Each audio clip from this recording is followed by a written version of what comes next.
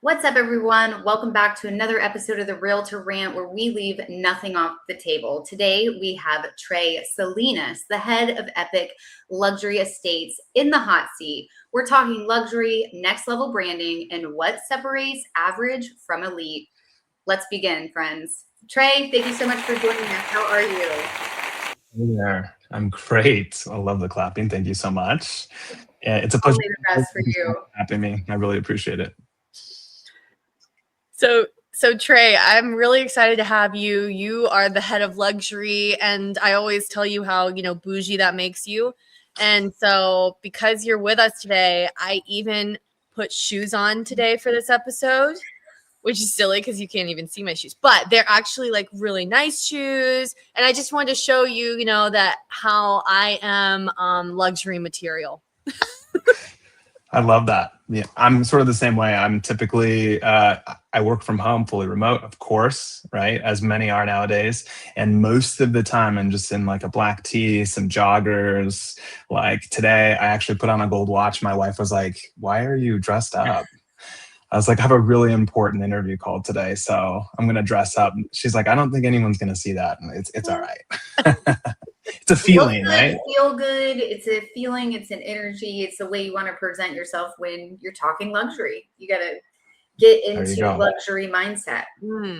I like that. Absolutely. So this luxury division is in launch mode, but it's not launched yet. I see these secret, super, top secret emails coming into my inbox. So I don't know how much you're allowed to disclose, but we'll leave that up to you. But I mean, I'm pretty excited. I think Alana and I are both on the wait list. I don't know if I qualify or not. I'm hoping by the time you come out, I will have qualified. Or maybe you just like think I'm really awesome and you just let me in the back door. But so what? Okay, so let's start with like what actually defines luxury? I mean, obviously it's got to be market based, right? But like in your mind, what is a luxury real estate asset? Yeah, so I think it's going to be twofold here, right? Because luxury is, as you said, defined by market. And every market's a little bit different. So I'm in Denver, Colorado. So, our average price point is hovering between like $650,000 $750,000, right? As a whole. And that's not including like pockets or communities or neighborhoods that are like much higher in value than that. But as a whole, in the whole Denver metro area, 650 to 750, we're sort of fluctuating there. So like ideally you would think to yourself, okay, well that means maybe like 1.8, $1.9 million is getting into a standard of luxury, just based on like the 2 to 3 times market average theory. And in some cases, yes, you probably could find a luxury property somewhere in the Denver metro area, probably in the outskirts or the suburbs, for that price. But most true luxury here in Denver actually starts at like $2.5 million, to be honest with you. And every market is a little bit different. What I say beyond any sort of price is that luxury is precision, discretion, and really elevated execution. Right? It's defined by a client experience, by advisory depth, and operational excellence, not really a dollar threshold. So most agents who master luxury or the art of helping luxury clients, they're offering a skill set above and beyond like an aesthetic appeal. Okay. And let's go back for a second. I know Alana introduced you, but can you tell us a little bit about your kind of walk us through your resume a little bit? Like, how did you get into this position? Why did they pick you for this? And just give us a kind of lay of the land of like what brought you to this. Yeah, absolutely. So I actually started in real estate in 2013, and it was a total. I wanted to jump into real estate to be an investor, to look at doing flips, to look at getting some rental properties, right? And the truth is, I just didn't want to be the dumbest person at the closing table. So I said, you know what? I'm going to get licensed. So I studied. I got licensed. The day I got licensed, I realized, I have to hang my license with a broker. What's that? Right? I had no idea.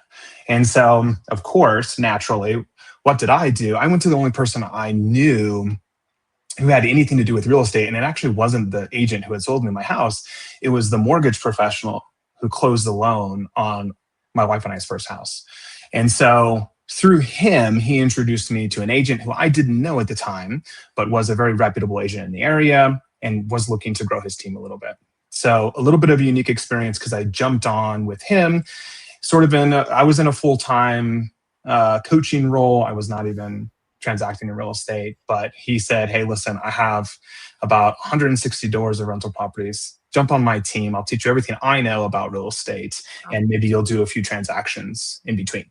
That turned into me pushing over 100 units a year for this guy, and then servicing some of his top-end clients. Fast forward a few years, I moved, at the time I was in Illinois, I moved back to Denver, Colorado, where my wife and I had first met, and I decided to open up a luxury brokerage.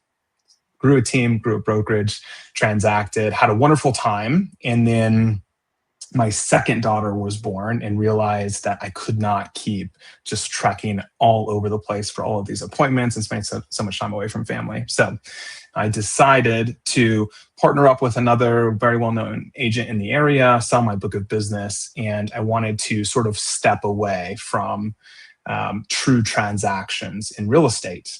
And that led me to sort of two different positions. First position was I ended up leading luxury for close to a year for eXp Luxury. And in the second position, a position that I still hold now, I manage a portfolio of multifamily assets across the country. So after I departed from eXp, I was in some great conversations with Josh and team, and we probably courted each other for maybe a year before they actually were ready to pull the trigger and asked me to come on and sort of architect what Epique Estates would look like today. And so with Epique Estates, what is your vision? What are the standards? Are you going to have vetting processes that you're going to go through, accountability to protect the brand? Kind of what does that look like with Epique Estates?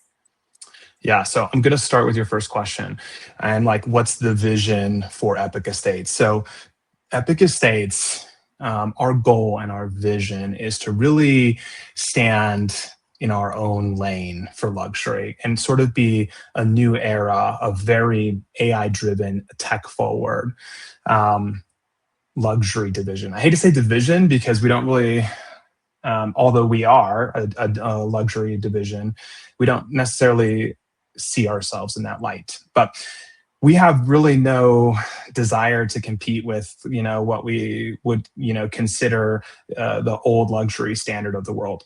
So our goal is to sort of create what we think is the future of what luxury buyers and sellers will want. So we're sort of seeing a pretty significant generational shift. And so a lot of old money being passed down to younger generations through family assets. And I think our goal here is to think in terms of what is that new generation of wealth going to expect from their experience transacting in real estate, right? And so that's where we're sort of trying to get ahead of that curve. To answer your second question about standards, vetting, accountability, anything to protect our brand, yes, entry is definitely going to be earned, not claimed. So there will be a threshold you'll have to meet in order to qualify to get into luxury. And then, of course, ongoing performance, brand compliance, and conduct are going to be continuously evaluated to preserve brand equity for us. Who should not join Epique Luxury? Yeah, I think it's not really for agents who are just going to be seeking status without standards, or maybe shortcuts without substance, right? We're saying that Epique Estates is going to be for disciplined professionals who treat real estate as a true fiduciary practice and really want to elevate what they already have built, and or would like to try to step into the luxury marketplace. A lot of luxury brokerages out there like to claim to be the largest servicing luxury brokerages, and we really aim to grow the most luxury agents. Okay, great. And then, okay, it's like I have a friend who I mentioned to you is with a competing brokerage, and she really wants to go all in on luxury. And she, at first, when she's been looking into these luxury with EXP, for example, and then, with Epique, and I mean, all of these brokerage seem to, if you want to do luxury, it's going to cost you. And she was kind of like, why? Like, why? And so I guess what a lot of agents, I think, wonder is like, why pay extra to be a luxury agent? Like, why not just be a luxury agent? Right. Yeah, 100%. And some have figured out how to do that, and others need a little bit more help. And so I think that it's sort of twofold when you're talking about stepping into luxury. A big question that a lot of people don't ask themselves is like, well, what is the need for a luxury agent in my area? Right? Is the need high? Is the need low? Do I even know? And what communities would I actually be servicing? Right? And what people would I actually be reaching out to? If you are an agent right now producing, right, and you produce in an area where your average price point is $260,000, right, the luxury in that market is probably much less than maybe in another market where their average price point is much higher. So that's something to take into consideration, because you're not going to just say, I'm a luxury agent now, and then like luxury clients are just going to start flowing in. You're going to have to say, okay, I want to step into luxury. These are the communities, neighborhoods, or markets I'm going to target. And now how do I position myself as luxury and as a go-to advisor in those areas, right? And it takes a lot more than just joining a luxury division or joining a luxury brokerage. Granted, there is some reputation behind the brokerages, which is wonderful. You can only lean on reputation so much though, right? So your goal here is to better understand, okay, is there a need for it? Where are the communities or markets that I'm going to target and that I'm going to service? And then what does my investment need to be to actually compete with the current luxury agents in those markets? What are they doing, right? Are they just saying, hey, I belong to Sotheby's, I belong to Compass, and then just using their proprietary programs? That's it?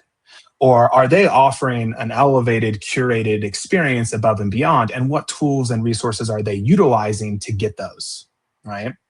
So our goal here was sort of to do an all-in-one, right?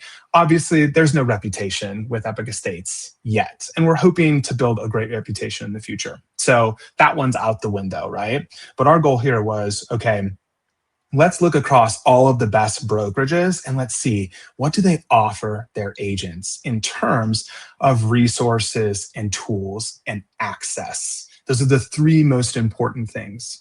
And so as we looked at all of the brokerages, we sort of candy picked and said, or like cherry picked and said, what are the best things that are going to help us, right? Where we're at, meet us where we're at as a brokerage right now, which is the most AI-driven tech forward brokerage in the world at the moment, right? And that's what we strive to be.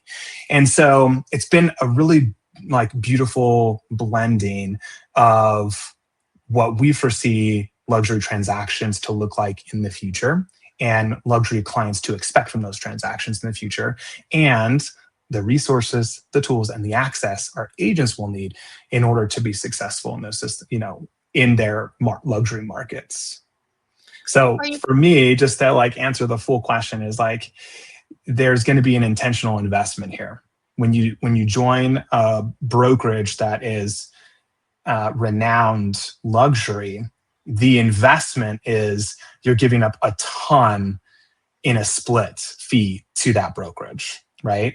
If you go to a luxury division or a luxury arm at a bigger brokerage like a Keller Williams or an EXP Luxury, the investment is usually like a chunk of change either up front or sort of as you close transactions, whatever that may be. So there is an investment above and beyond what Epique currently charges in order to be a part of Epique Estates. But for us, we think it's pretty intentional and thoughtful and worth it. Are you able to give us any specifics on the tools and resources that might be available with that extra investment? Yeah. So I'll get a little specific, but not too specific. Okay. But agents are going to receive institutional grade branding from us, advanced tech infrastructure, concierge level support, and really a curated experience and the ability to leverage that experience that is mostly found with top tier luxury brokerages. Those are going to include, but are not going to be limited to, a broker agnostic, agent facing listing portal spanning 6 different continents. Okay. Really important keywords here is broker agnostic. This does not mean that we're going to say, oh, Epique is global, so now you have access to global listings. This is saying you're going to be able to get into an agent-facing listing portal that's going to have listings from 6 different continents, from people at Douglas Elliman, from people at Keller Williams, from people with Remax, Berkshire Hathaway, all and any that are represented internationally. And you have the ability to co-market those listings to your circle and your clientele. Just like you could drop a listing in there and they could do the same for you. So if you really truly have a unique property that needs that level of global exposure, you would have it, and other agents in other countries would be able to market it as their own in order to try to secure a buyer or seller, and all commissions are appropriately paid out. So really cool, really unique thing going on. There's 10,000 listings in there right now, so super exciting. Quick question on that. Is that a standard offering that most luxury brokerage groups give their luxury agents that pay for that access? Or is that something that's usually like an add-on that luxury agents will pay themselves to get access to? They will pay it themselves, because Okay, the so only thing the luxury brokerage is going to give them is the exposure to their global agents, right? Cool. So Okay. like in-house listings Compass may have worldwide. That would be their version of it. The Keller Williams luxury, when I was with Keller Williams, I was part of the luxury division. They did that as well, but it's all in-house. That's why what you're saying about being brokerage agnostic, where we're open up to all brokerages, we're not being exclusive, just to our agents, but to everybody. That's really correct. Exclusive. Yeah. And the goal there is sort of twofold, right? Is first and foremost, this is for agents. So other agents are going to see your properties and you're going to see other agents' properties. So you'll get to know agents globally, which is great because you're going to expand your network just from that. You're going to, let's just say that, I'm Trey Salinas and my family's favorite place to go is Cabo. So, and most of my sphere also goes to Cabo from time to time. So for me, it would really make sense. I could probably actually maybe procure a buyer for a Cabo vacation home, right? It makes sense. So I could easily go into this portal and see what are available. And I could choose one that, oh man, this one's wonderful. And I think I actually may have a few people in my sphere who would be interested. I get asked to co-market that property. I co-market it as my own. I push it out to my sphere. And guess what? 2 things are going to happen. 1, my sphere is going to be like, yo, you have listings in Cabo? That's so exciting. Good for you. 2, there actually might be somebody who decides they would like to look at a listing in Cabo. They'd like to take a step further. They'd like to get me more information, right?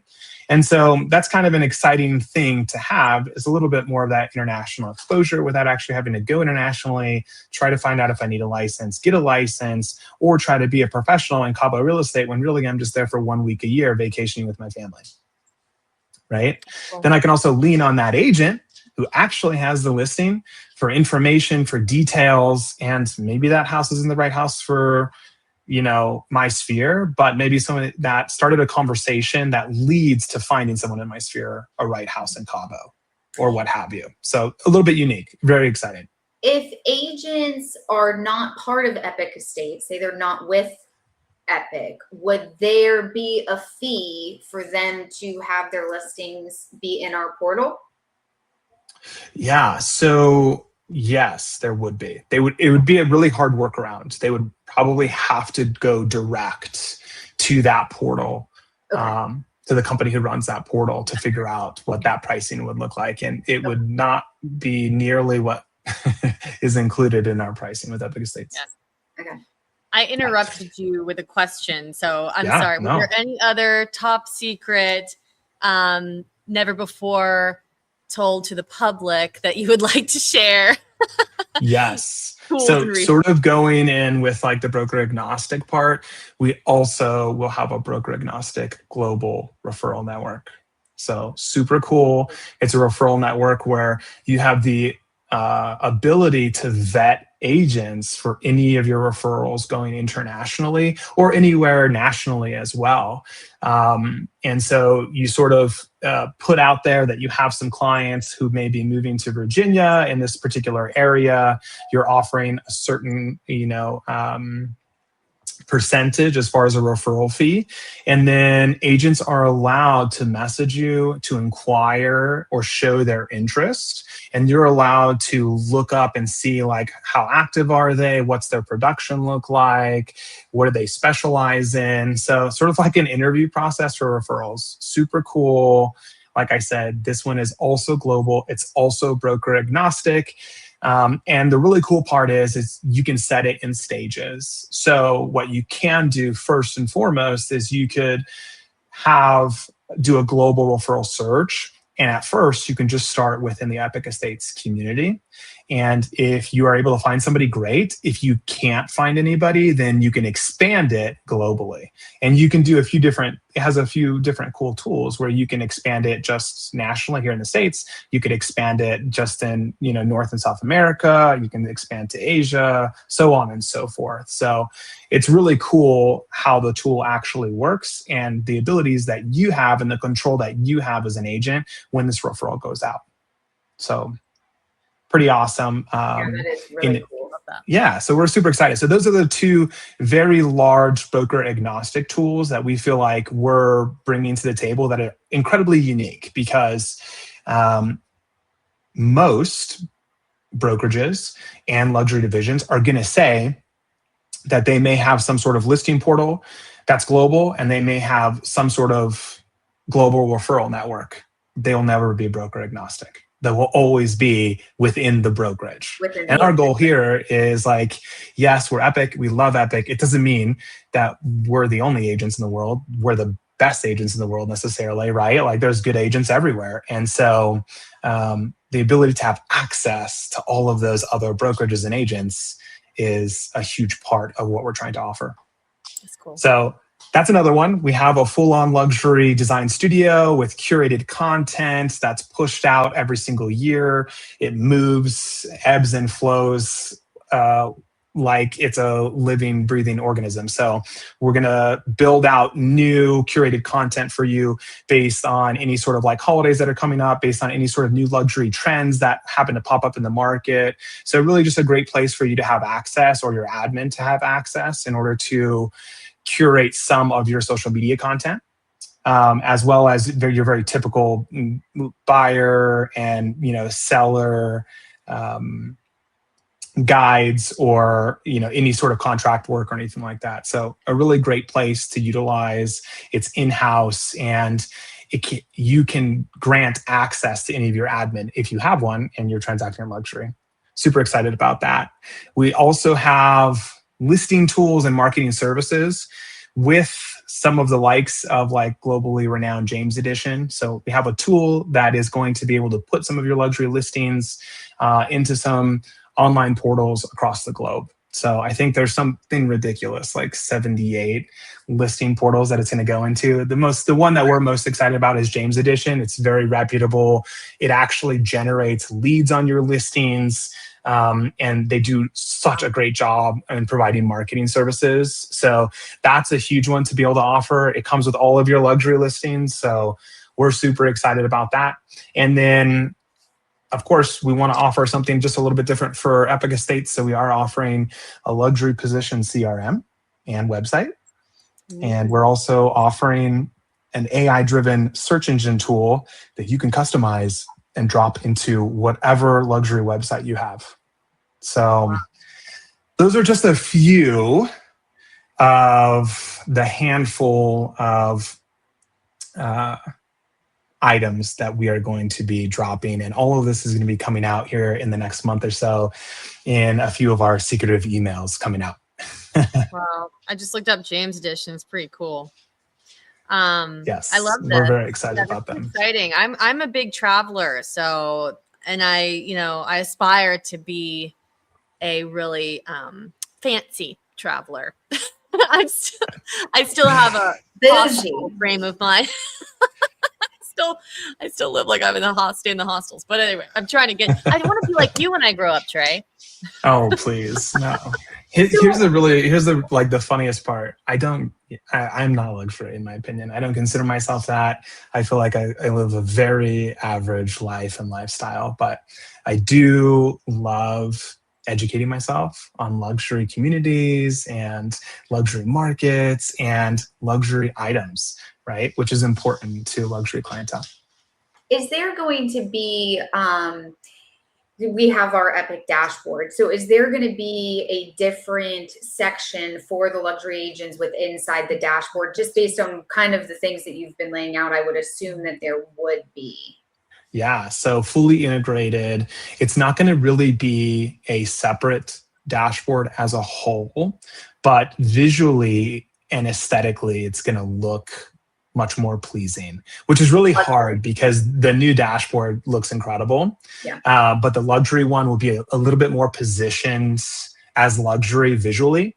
In addition to that, it'll be fully integrated with all of the things we're talking about. So it'll be, what we don't want to happen is you're with Epique and you decide to make the jump into Epique Estates, and then everything changes on the dashboard for you. And now, not only are you going to be tasked with learning what all of the new tools and systems are and adopting those, but you're also going to be tasked with trying to figure out where they're at in your dashboard on a new dashboard. So essentially, through Epique and your dashboard now, everything will be placed in almost the exact same positions, but for Epique Estates, there will be many more integrated tabs within some of the drop downs that are going to have all of our added offering.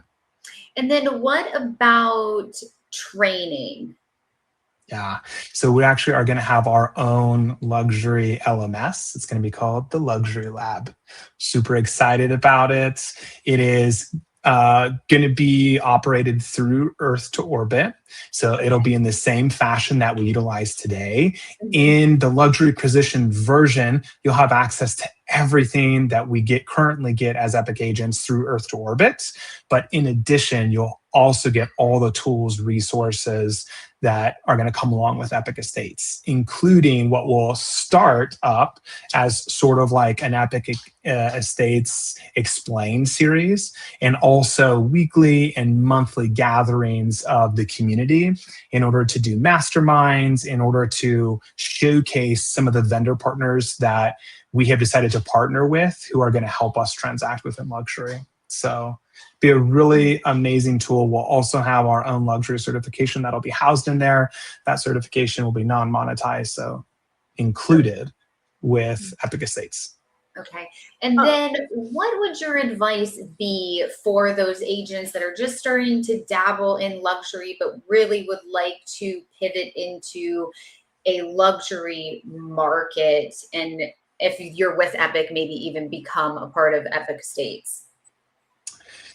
Yeah, I think that there's a few critical things that you need to look at as you're looking to take a leap into luxury. We sort of touched base on this earlier, like know the market that you're targeting. You have to have a target market. If you're already sitting in a luxury market, that's different. But I'm going to assume that most are not necessarily, right? Because they might already be a luxury agent if they are, right? So my biggest advice would be audit your business, right? see to what level you would have to elevate your current standards to satisfy luxury clientele in the markets, in your target markets, right? Refine your advisory skill set as far as education is concerned in those communities and in those markets, because you will have to be a trusted advisor. You cannot lean on everything that you've learned simply through transactions of lower priced homes and think that you're going to be able to walk into a luxury home and know what like Calcutta marble is, or what some of those luxury materials are, what things are selling for, what things will actually add value in that luxury asset. And then last thing I would say is, like, I encourage people to find if Epique Estates is going to align with what they're trying to accomplish. And so our goal here is, like, we want to provide the best tools, resources, and access to you as a luxury agent for you to be successful. We also want to help you grow. So the educational suites of the Luxury Lab is going to be a huge piece of that. My last piece of advice is find a luxury positioned mentor. Okay. It could be a coach. It could be just somebody that you've connected with who currently transacts within luxury, but find somebody that you can cling to, you can gain knowledge from, take them to coffee once a week. It doesn't have to be like, go hire yourself a luxury coach. It could be like, at a networking event, find a luxury agent who you feel like you vibe very well with. They're clearly successful. They're closing luxury transactions. Offer to buy them coffee once a week. Offer to take them to dinner once a month, right? And try to absorb anything and everything you can from them, because that's going to be your biggest resource beyond anything that a platform or a software could provide to you. I love that. That's all really, really great advice for people looking to branch out into luxury. What are some of the biggest mistakes that agents make trying to break out into luxury? Yeah, that's a really good question. I think that probably confusing appearance with authority, right? And anyone could just jump into really nice, outfits and look very polished, but authority comes from credibility. And that's what luxury clients reward, is credibility. How much do you actually know? Working with a luxury client is unique because they're a luxury client for a reason, right? Somehow, some way, they were able to make top dollar in order to afford their luxury assets, right? And so usually you're going to walk upon a luxury client and they are going to be very well educated in what they have and what they do not have. You need to be just as educated, right, in what their asset is and what it is not. And so I think that's easy to fake it till you make it in luxury. No, it is not. Especially because luxury is really based on relationships, right? It is very relational. I know we talk a lot about tech. I know we are using AI in great ways. And I know that the younger generations of luxury buyers and sellers are going to have a very specific expectation of how they would like to transact, right? From a technological perspective. But that doesn't diminish the fact that if I am somebody who owns luxury assets, I am typically not going to click a Google ad in order to find me a luxury advisor, right? I'm going to reach out to all the people I know and trust and ask about experiences, and I'm going to try to find somebody that I feel comfortable with what could be the largest asset in somebody's life, right? So I think that's probably the biggest thing. Just make sure that you are credible yourself. And there's a ton of ways to do that through education. And then the last thing, I sort of just touched on this, but build relationships, lean into people and their interests, and make sure that you're on the up and up with luxury trends and communities and markets. So just maybe one or two more questions and then we can wrap this up. But where do you see, so I've been all about 2026 predictions and how the market's going, and it's a little crazy, wild cards, lots of different lots of different thoughts on that. I have my own, but I'm not a luxury expert. So I'm curious from a luxury perspective, what are some of your 2026 predictions, or where do you think luxury is going? Yeah, so I think for 2026, luxury is going to be positioned in a good place. I think that we have definitely seen a ton of markets across the country, sort of, what's the word I'm looking for? They have dropped back into more of a neutral zone as far as pricing is concerned. We're not seeing crazy pricing, yes, back from the COVID era. And so we're sort of seeing this resettlement of where prices actually should be. Of course, you never know because a home is only worth what somebody's willing to pay for it, right? And on the luxury end, you'd be really surprised at what people are willing to pay for. But I think that overall, the trend that we've seen in late 2025 moving into 2026 is that the luxury buyers are there. They're definitely a little bit more critical about what they are, sinking their money into. But I think it's going to be a good year for luxury in 2026.